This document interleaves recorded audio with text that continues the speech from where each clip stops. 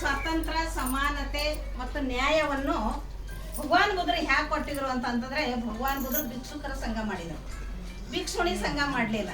ಅದಕ್ಕಾಗಿ ಭಿಕ್ಷುನ ಸಂಘದ ಬರೋಬರಿಗೆ ಪ್ರಜಾಪತಿ ಗೌತಮಿಯ ಒಂದು ನೇತೃತ್ವದಲ್ಲಿ ಸುಮಾರು 500 ಮಹಿಳೆಯರಿಗೆ ಈ ಒಂದು ದೇಶದಲ್ಲಿ ಪುರುಷರ ಸರಿ ಸಮಾನವಾದ ಅಧಿಕಾರವನ್ನು ಕೊಟ್ಟು ಮಹಿಳೆಯರಿಗೆ ಉದ್ಧಾರ ಮಾಡಿದಂಥ ಏಕೈಕ ಮಹಾಪುರುಷ ಮೊಟ್ಟ ಮೊದಲು ಅಂದರೆ ತಥಾಗತ ಭಗವಾನ್. ನಮ್ಮ ಹಿಂದಿನ ಕಾಲದಲ್ಲಿ ಮಹಿಳೆಯರಿಗೆ ಬಹಳಷ್ಟು ಪವಿತ್ರವಾದ ಸ್ಥಾನ ಇತ್ತು. ಪವಿತ್ರವಾದ ಸ್ಥಾನ, ಹೆಣ್ಮಕ್ಳು ಬಹಳ ಪವಿತ್ರವಂತರು ಅಂತ ಹೇಳಿ ಅವಾಗ ನಮಗೆ ಸ್ಥಾನ ಐತೆ ಹೆಣ್ಮಕ್ಳಿಗೆ. ಯಾವಾಗ ಮನುಸ್ಮೃತಿ ಬರುವುದಕ್ಕಿಂತ ಮೊದಲು. ಅದಕ್ಕಾಗಿಯೇ ನಮ್ಮ ಹೆಣ್ಮಕ್ಳು ಎಷ್ಟು ಪವಿತ್ರ ಇದ್ದಾರೆ ಅಂದ್ರೆ, ನಮ್ಮ ನದಿಗಳ ಹೆಸರು ಹೆಣ್ಮಕ್ಳ ಹೆಸರೇ ಗೊತ್ತಾ? ಕಾವೇರಿ, ಗೋದಾವರಿ, ತುಂಗ, ಭದ್ರಾ, ಇವೆಲ್ಲ ಯಾರ್ದು? ಹೆಣ್ಮಕ್ಳ ಹೆಸರು. ಅದಕ್ಕಾಗಿ ಹೆಣ್ಮಕ್ಳು ಬಹಳ ಪವಿತ್ರ ಇದ್ದದಕ್ಕಾಗಿ ನೀರು, ಪವಿತ್ರವಾದ ನೀರಿನ ನದಿಗಳ ಹೆಸರು ಕೂಡ ನಮ್ಮ ಹೆಣ್ಮಕ್ಳು ಹೆಸರಿಟ್ಟಿದ್ದಾರೆ. ಮುಂದೆ ಬರ್ತಾ ಮನುಸ್ಮೃತಿ ಬಂತು. ಮನುಸ್ಮೃತಿಯಲ್ಲಿ ಈಗಾಗಲೇ ಏನೇನಿದೆ ವಿಷಯ ಅಂತಕ್ಕಂತ ಹೇಳಿದ್ದಾರೆ. ಅದರಲ್ಲಿ ಕೆಲವು ವಿಷಯಗಳನ್ನ ನಾನು ತಗೊಳ್ತೀನಿ. ಈಗಾಗಲೇ ಮನುಸ್ಮೃತಿಯಲ್ಲಿದ್ದು 4 ವರ್ಣಗಳಿದ್ದು ಯಾವ್ಯಾವು? ಎಲ್ಲರೂ ಸುಧಾರಣೆಗಿದ್ದು ಎಲ್ಲಕ್ಕಿಂತ ಕೇಳೋದು. ಮೇಲಿನವ್ರು ಯಾರು? ಬ್ರಾಹ್ಮಣ. ಅವ್ರ ಬಾಯಿಲಿಂದ ಹುಟ್ಟಿದ್ರು. ಬಾಯಿಲಿಂದ ಹ್ಯಾಂಗ ಹುಟ್ಟಿದವ್ರು? ಒಂದು ಮಗು ಹುಟ್ಟಬೇಕಾದ್ರೆ 9 ತಿಂಗಳು ಬೇಕು. ಬಟ್ ಅವ್ರ ಬಾಯಿ ಎಷ್ಟು ಇಷ್ಟ ಆಗಿತ್ತು ಅನ್ನೋದಪ್ಪ ಯಾರಿಗೂ. ಅದು ಹೆಂಗ್ ಹುಟ್ಟ್ರಿ? ಇದು ಕಾಲ್ಪನಿಕ ಅಂತಕ್ಕಂಥದ್ದು ಯಾವ ರೀತಿ ನಮಗೆ ದಬಾವ್ ಮಾಡಿ ಇಟ್ಟಿದಾರ ಅಂತಕ್ಕಂಥದ್ದು ನಾವು ಅರ್ಥ ಮಾಡ್ಕೊಳ್ಬೇಕು. ಆಮೇಲೆ ವೈಷ್ಣವರು ಎಲ್ಲಿಂದ ಹುಟ್ಟಿದ್ರು ಅಂತಂದ್ರ ತೋಳಿಲಿಂದ ಹುಟ್ಟಿದ್ರು. ತೋಳು ಎಷ್ಟು ಆಗಿರ್ಬೇಕು ಹೇಳ್ರಿ? ಕ್ಷತ್ರಿಯ ತೋಳಿನಿಂದ ಹುಟ್ಟಿದ್ರು. ಈ ತೋಳು ಹೆಂಗ್ ಹರಿತು, ಹೆಂಗ್ ಮಡಿತು, ಹೆಂಗ್ ಹುಟ್ಟಿದ್ರು, ಇದು ನಾವು ವಿಚಾರ ಮಾಡ್ತೀವಿ. ವೈಷ್ಣವರು ತೊಡಿ ಎಷ್ಟು ದಪ್ಪಾಗಲಪ್ಪ ಹೊಡೆದಿನ ಹತ್ರ ಹೆಂಗ್ ಬಿದ್ರು ಏನೋ ಗೊತ್ತಿಲ್ಲ. ಒಂದು ಮಗು ಹುಟ್ಟಬೇಕಾದ್ರೆ 9 ತಿಂಗಳವರೆಗೆ ಎಷ್ಟು ದಪ್ಪ ಆಗಿರ್ಬೇಕು ಇದು ಕಾಲ ವಿಚಾರ ಮಾಡಿ. ಆಮೇಲೆ ಸೂತ್ರನ ಎಲ್ಲಿಂದ ಹೊಡೆದು? ಪಾದಲಿಂದ ಹುಟ್ಟಿದ್ರು. ಈ ಪಾದಲಿಂದ ನಾವೆಲ್ಲ ಹುಟ್ಟಿದೇವಂತಂದ್ರ ಎಲ್ಲರ ಪಾದಗಳು ಒಂದೇ. ಆದ್ರೆ ನಮ್ಮ ಪಾದಕ್ಕೆ ಶರಣ ಮಾಡ್ತಾ ಇದ್ದಾರೆ ಎಲ್ಲರೂ. ಕಾಣ್ಕೊಳ್ತಾ ಬೆಳ್ತಿಕಂತ ಬೀಳತಾರ ನಾವೇ ಪವಿತ್ರ ಅಂತಕ್ಕಂಥ ತಿಳ್ಕೊಳ್ಬೇಕು ಈ ರೀತಿ. ಯಾಕಂದ್ರೆ ಸೂತ್ರರು ಮೇಲಿನವರೆಗೆ ಹೋಗ್ಲಿಕ್ಕೆ ಸಾಧ್ಯ ಇಲ್ಲ. ಮೇಲಿನ ಕೆಳವರೆಗೆ ಬರ್ಬೋದು. ಅಂದ್ರೆ ಕೆಳ ಸೂತ್ರರು ಬ್ರಾಹ್ಮಣರ ಬಳಿ ಹೋಗ್ಲಿಕ್ಕೆ ಸಾಧ್ಯ ಇಲ್ಲ, ಕ್ಷತ್ರಿಯರ ಹತ್ರ ಹೋಗ್ಲಿಕ್ಕೆ ಸಾಧ್ಯ ಇಲ್ಲ, ವೈಷ್ಣವರ ಹತ್ತಿಗೆ ಹೋಗ್ಲಿಕ್ಕೆ ಸಾಧ್ಯ ಇಲ್ಲ. ಆದ್ರೆ ಅವ್ರು ಮೂವರು ಬಂದು ಮಾತ್ರ ನಮ್ಮಲ್ಲಿ ಬಂದು ದಬಾವ್ ಮಾಡ್ಬೇಕು ಅವ್ರು. ಈ ರೀತಿ ಮನುಸ್ಮೃತಿ. ಮತ್ ಮನುಸ್ಮೃತಿ ಎಲ್ಲಿತ್ತು? ಸಣ್ಣನಂದ್ರೆ ಚಿಕ್ಕವರಿದ್ದಾಗೆ ಬಾಲ ವಿವಾಹ ಮಾಡ್ತೇವೆ.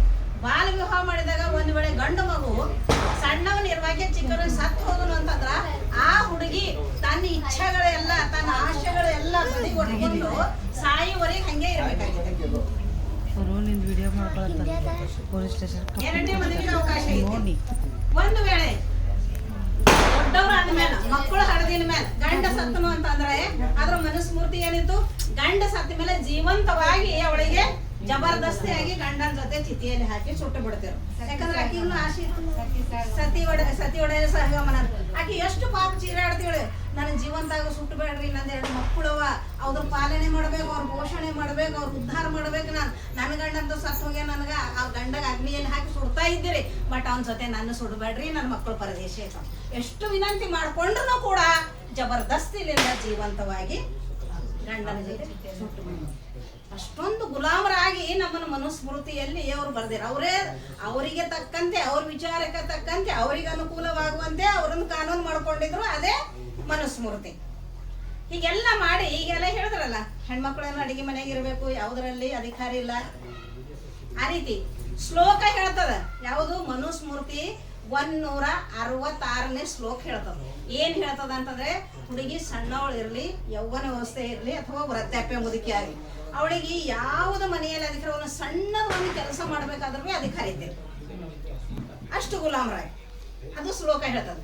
147ನೇ ಶ್ಲೋಕ ಏನ್ ಹೇಳ್ತದೆ ಅಂತಂದ್ರೆ, ಗಂಡ ಒಂದು ವೇಳೆ ಪತ್ನಿಯನ್ನು ಬಿಟ್ಟು ಬೇರೆ ಹೆಣ್ಣಿನ ಜೊತೆಗೆ ಸರ್ಸವಾಡ್ತಾ ಇದ್ರು, ಆ ವಿಷಯ ಹೆಂಡತಿಗೆ ಗೊತ್ತಾಗಿದ್ರು ಕೂಡ ಗಂಡ ಮನೆಗೆ ಬಂದ್ಮೇಲೆ ಏನು ಕೇಳಲಿಕ್ಕೆ ಅಧಿಕಾರ ಇದ್ದಿಲ್ಲ.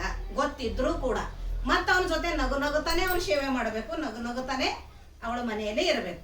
ಆದ್ರೆ ನೀನ್ ನನ್ನನ್ನು ಬಿಟ್ಟು ನಾನು ನಿನ್ನ ಹೆಣ್ತಿದ್ದಿ, ನನ್ನನ್ನು ಬಿಟ್ಟು ಇನ್ನೊಂದು ಹೆಣ್ಣಿನ ಜೊತೆ ನೀನು ಆಟ ಆಡ್ತೀಯಲ್ಲ, ಇನ್ನೊಂದು ಹೆಣ್ಣಿನ ಜೊತೆ ಸಂಬಂಧ ಇಟ್ಕೊಳ್ತೀವಿ. ಇವತ್ತು ನಾವು ನಮ್ಮ ಗಂಡದಿನ ಕೇಳ್ತೀವಿ, ಬಟ್ ಆ ಟೈಮಿಗೆ ಯಾವುದೇ ಅಧಿಕಾರ ಇದ್ದಿಲ್ಲ.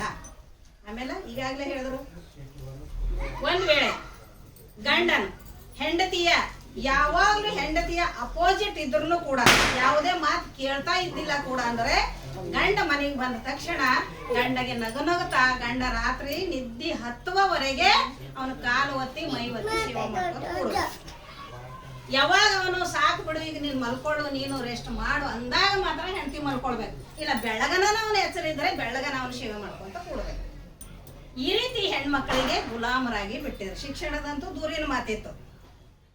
ಇದು ಅನೇಕ ಒಂದು ಮನುಸ್ಮೂರ್ತಿಯಲ್ಲಿ ಈ ರೀತಿ ನಮ್ಮ ಹೆಣ್ಮಕ್ಳು ಮಾಡಿದ್ರು. ಈ ಮನುಸ್ಮೂರ್ತಿಯನ್ನು ಓದಿ ಮನುಸ್ಮೂರ್ತಿಯನ್ನು ತಿಳ್ಕೊಂಡು ಬಾಬಾ ಸಾಹೇಬ್ ಅಂಬೇಡ್ಕರ್ ಸ್ತ್ರೀಯರಿಗೆ ಯಾವ ಒಂದು ಗುಲಾಮಗಿರಿಯ ಜೀವನ ಮಾಡ್ತಾ ಇದ್ದಾರೆ ಅಂದ್ರೆ, ಸ್ತ್ರೀಯರಿಗೆ ಹೆಣ್ಣು ಮಕ್ಕಳಿಗೆ ನಾನು ಯಾವಾಗ ಸ್ವಾತಂತ್ರ್ಯವಾಗಿ ನಾನು ಇವರಿಗೆ ಜೀವನ ಮಾಡ್ಲಿಕ್ಕೆ ನಾನು ಅವಕಾಶ ಮಾಡ್ಕೊಡ್ಬೇಕು, ಯಾವಾಗ ಇವರು ಉದ್ಧಾರ ಮಾಡ್ಬೇಕು, ನಾನು ಯಾವಾಗ ಇವರು ಫ್ರೀ ಆಗಿ ಇವರು ತಮ್ಮ ಜೀವನ ನಡೆಸಬೇಕು, ಸ್ವತಂತ್ರವಾಗಿ ಜೀವನ ನಡೆಸಬೇಕು. ಯಾವುದೇ ಫಂಕ್ಷನ್ ನಲ್ಲಿ ಬರ್ಲಿಕ್ಕೆ ಅಧಿಕಾರ ಇದ್ದಿಲ್ಲ, ಯಾವುದೇ ಇವರು ನಾವೆಲ್ಲ ಇವ್ರ ಮನೆಗೆ ಬಂದು ಕೂತಿದ್ದಲ್ಲ, ಇಂಥ ಅಧಿಕಾರ ಇದ್ದಿಲ್ಲ.